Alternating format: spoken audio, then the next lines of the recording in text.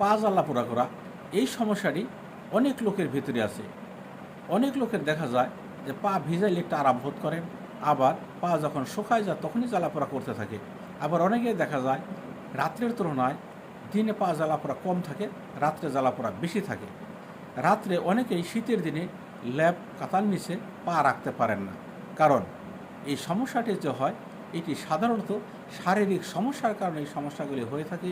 এই ক্ষেত্রে অনেকেই বলেন ক্যালসিয়ামের সমস্যা, কিন্তু মূলত এটি ক্যালসিয়ামের সমস্যা না, এটি শারীরিক সমস্যা। শরীরে সব সমস্যায় সাধারণত প্রথমতই পরিষ্কারভাবে দেখা দেয় না। যখন এই সমস্যাগুলি মানুষের হতে থাকে, আস্তে আস্তে এই রোগগুলি প্রভাব বিস্তার করতে থাকে কঠিনতে কঠিন পর্যায়ে গিয়ে। যখন কঠিন হয়ে যায় তখন এই রোগীরা রোগের চিকিৎসা করে রেজাল্ট পান না, এবং তখন তাদের মনে দুর্বলতা সৃষ্টি হয় এবং বিভিন্ন রোগ পর্যায়ক্রমে দেখা দিতে থাকে। আর এই রোগগুলি হলে আপনারা নিজেরাই মনের থেকে মন দুর্বল করে ফেলেন, তখন সঠিক কোনো চিকিৎসাও নিতে পারেন না, কারণ পরীক্ষায় কোনো রোগ এই সময় ধরা পড়ে না।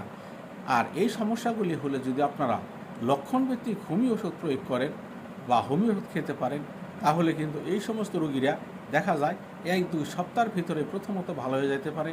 আর যদি রোগটা দীর্ঘদিনের হয় তাহলে হয়তো আপনার 2-1 মাস বা 2-3 মাস ওষুধ খাওয়া প্রয়োজন পড়তে পারে।